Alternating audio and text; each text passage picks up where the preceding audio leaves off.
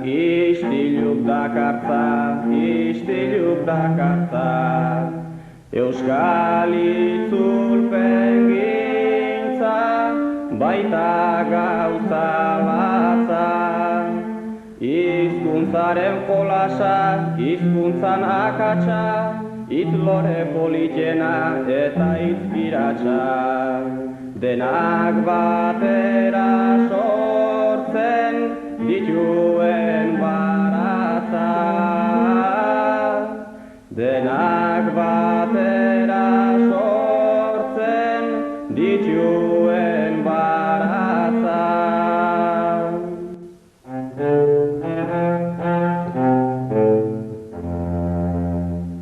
Artista ez da ero galdu bat, kritikoa ez da guarda.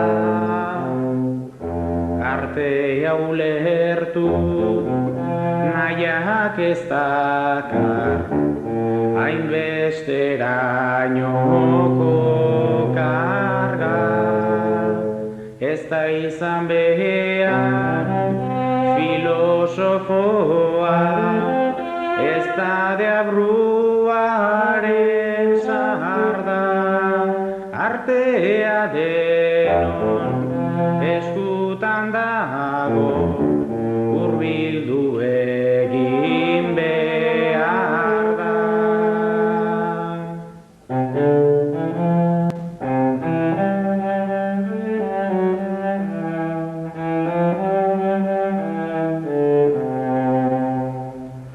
Joan da arteko zinez gogorra, fundamentalista daka. Orain artean aritu dira, bata bestea ilaztanka. Baina Ramonek gusto duenez, eztabaida eta talka. Az daitezela behingo batean, bizarretatik tiraka.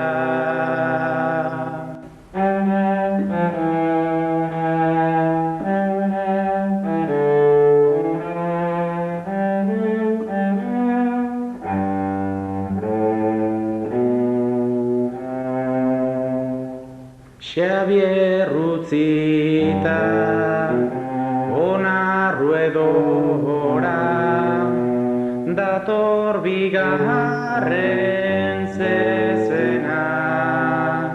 Itzultzailea ta idazlea, besteren idazkiena. Espezie bat bada herri hontan, gure Juan partaide dena, ezer bereizi egin ezarren, denetik dakitenena.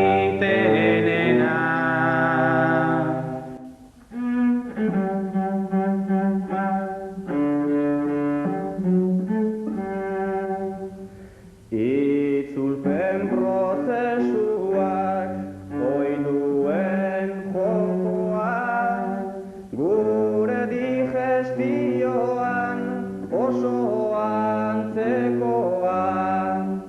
Liburu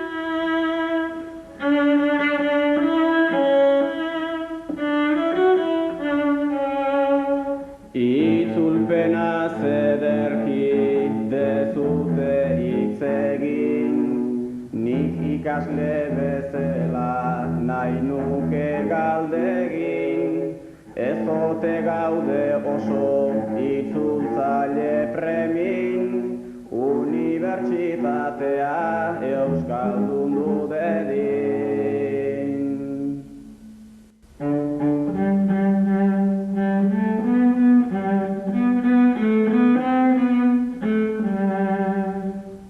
Itzulpena hain premizkoa da kulturaren eremuan, Jose Agustínek badabilkila literatur inguruan, elaberria ta poesia daude elkarren onduan, itzulpenak zer eman lezake sentimenduen munduan.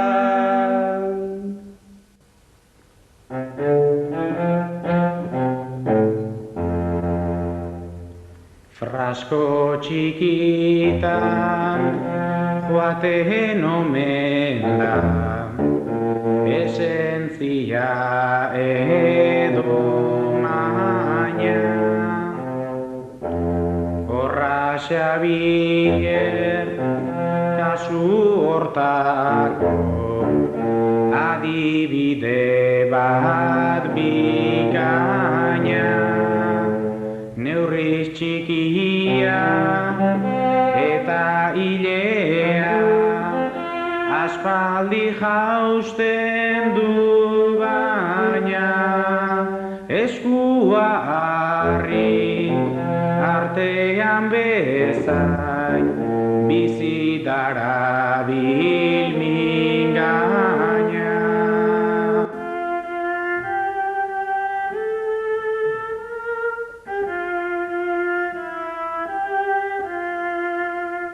Nere burutik hause ezin dezaketen, eunda hogei bat saio badituzu aurten.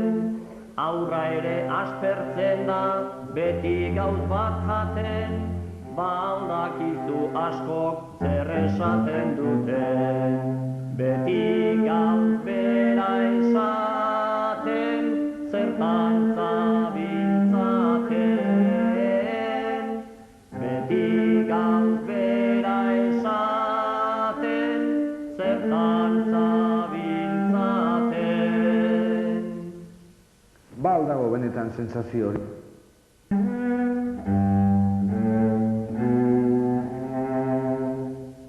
Bersolario ez omen dugu behar danaina bertuten. Gaur egunean asko ta asko galdera hau eiten duten, aizuaran alde